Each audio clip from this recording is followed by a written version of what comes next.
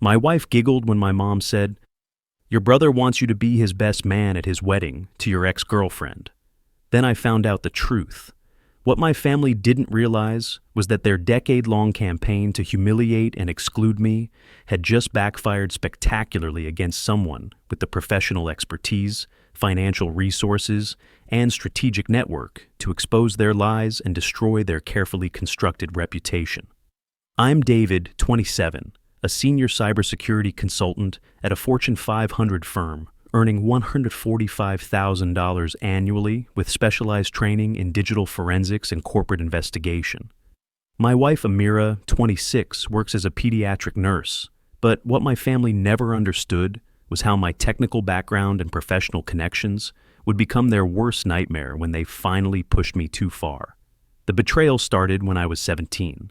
My girlfriend since kindergarten, Jessica, had been cheating on me with my brother Tyler for months. When Tyler finally told me, claiming he was being honest, I discovered my parents had known all along but dismissed our relationship as puppy love, even though I'd told them we'd become serious. The humiliation was devastating, but what made it worse was how my family handled it. Instead of showing any concern for my emotional well-being, they expected me to get over it and act like nothing happened. Jessica and Tyler flaunted their relationship openly with my parents' full support, while I was treated like my feelings didn't matter. I made the strategic decision to focus entirely on academics and distance myself from their dysfunction. After graduating as valedictorian, I moved to Texas at 19 and limited contact to holiday phone calls. Through my cybersecurity work, I'd developed skills in digital investigation, data analysis, and evidence preservation that would prove invaluable later. I also built a professional network including corporate attorneys, private investigators, and forensic accountants who specialized in fraud detection and family law cases. In Texas, I met Amira at her family's bakery. We both had trust issues from past relationships, so we became friends first before dating. Her family welcomed me completely, treating me like a son from day one.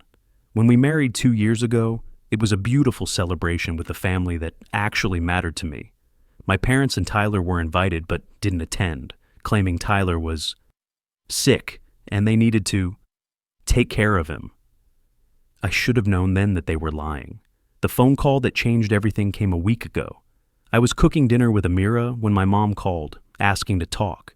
Since Amira knew the full history of my family's betrayal and manipulation, I put the phone on speaker.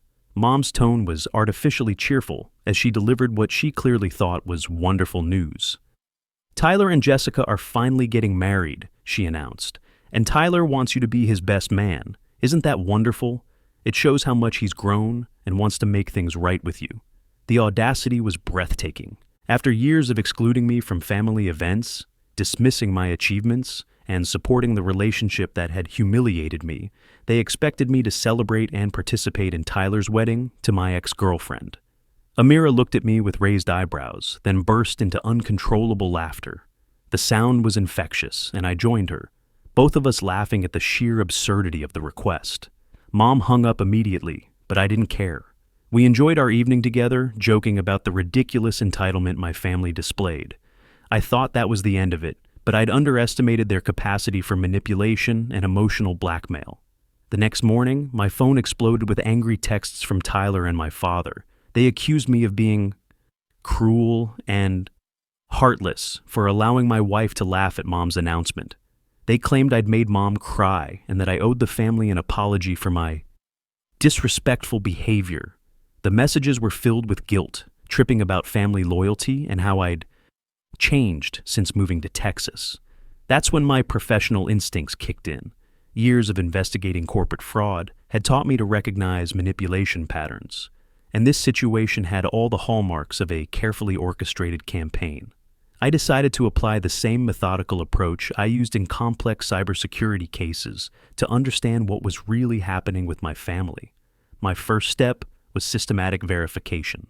I called Tyler directly, using the same calm, analytical tone I employed when interviewing witnesses in corporate investigations. I pointed out the contradiction between their absence from my wedding and their expectation that I participate in his. Tyler's response revealed the first crack in their story. "Look, I didn't want to come to your wedding," he admitted. Mom said you'd be fine with it, and honestly, we thought it would be awkward with Jessica there as my girlfriend. This was news to me. Jessica hadn't attended my wedding at all, which made Tyler's excuse even more suspicious. More importantly, Tyler's casual admission contradicted the sick excuse they'd given me. I pressed further, asking about the best man request. "What best man request?" Tyler asked, genuinely confused. "I never asked you to be my best man. I'm not even sure you're invited to the wedding yet." The manipulation became crystal clear. My mother had fabricated the entire story, hoping to manipulate me into reaching out to Tyler and somehow repair their damaged family narrative. She'd used my marriage to Amira and my geographic distance to craft lies about Tyler wanting reconciliation, banking on my desire for family connection to make me comply with her wishes. I immediately called Mom and confronted her with Tyler's contradictions. Her response was telling. "I just want my sons to get along again," she said defensively. "I thought if you believed Tyler wanted you there, you might actually try to fix things between you." The admission was damning. She'd deliberately lied to manipulate my emotions, then tried to guilt-trip me when her plan backfired. But I wasn't the same naive teenager who'd been hurt by their betrayal years ago. I was now a cybersecurity professional with the skills and resources to thoroughly investigate and expose systematic deception.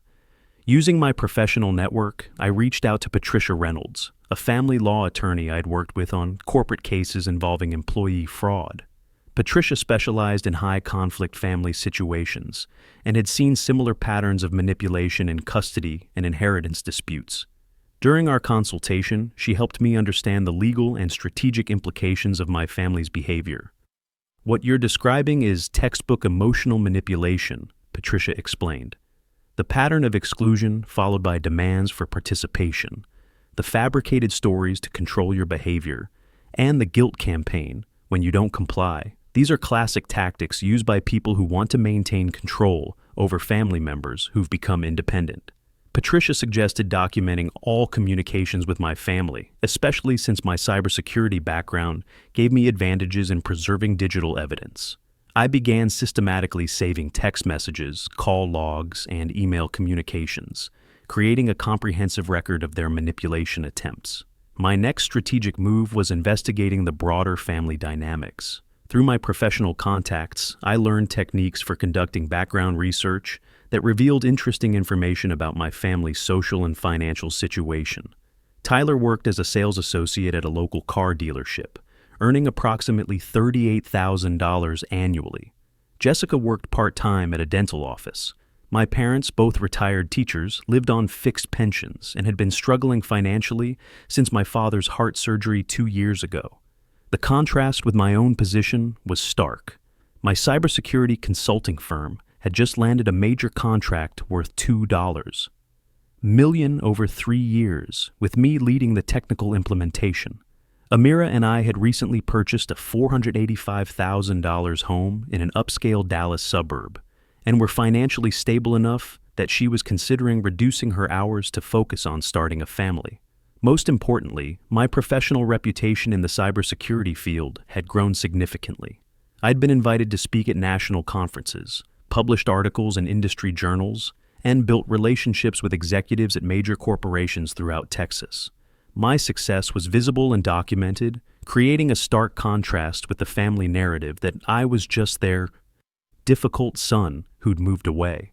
The strategic implications were clear. My family's manipulation campaign was built on outdated assumptions about my vulnerability and dependence on their approval. They had no idea they were now dealing with someone who possessed professional-level skills in investigation, documentation, and systematic exposure of deceptive practices. I decided to implement a comprehensive response strategy that would simultaneously protect myself and Amira while exposing the full extent of my family's manipulative behavior.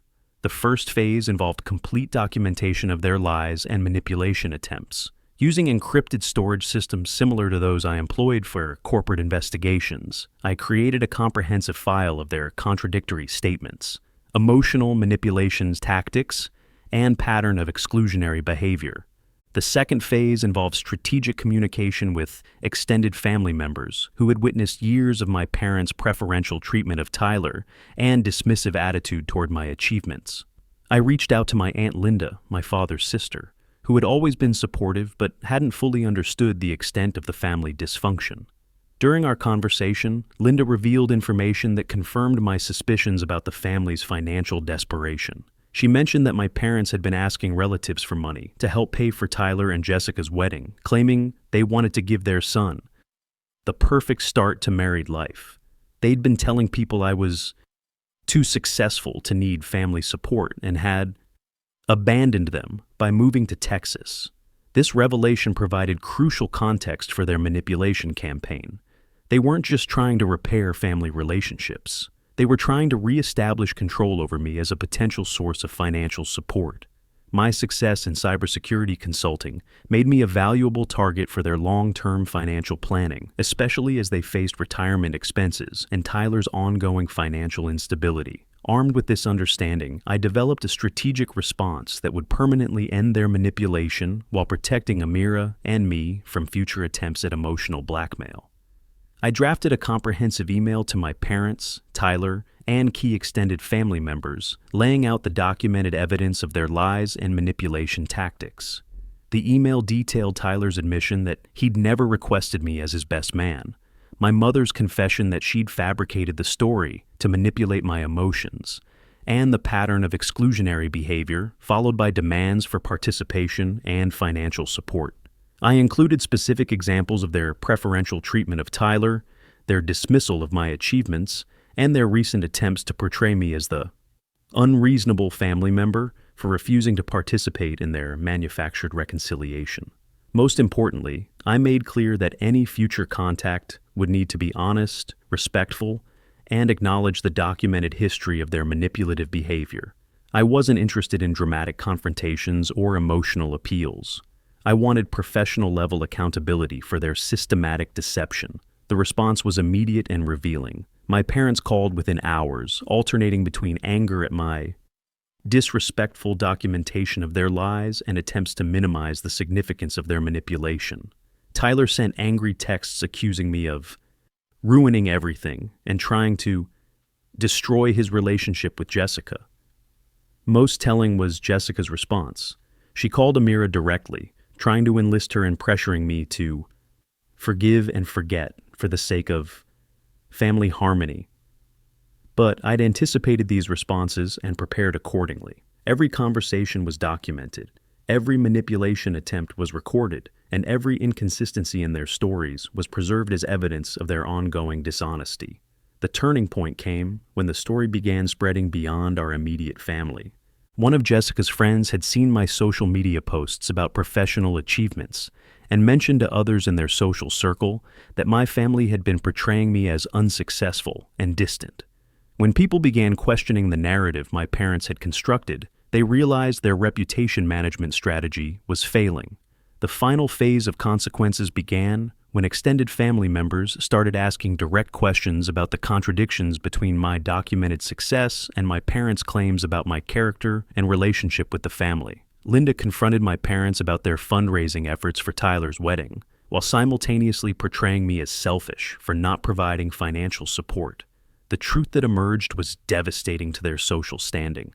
Not only had they been lying about their relationship with me, they'd been using these lies to manipulate other family members into providing financial support that should have been unnecessary if I were truly the successful but selfish son they'd portrayed.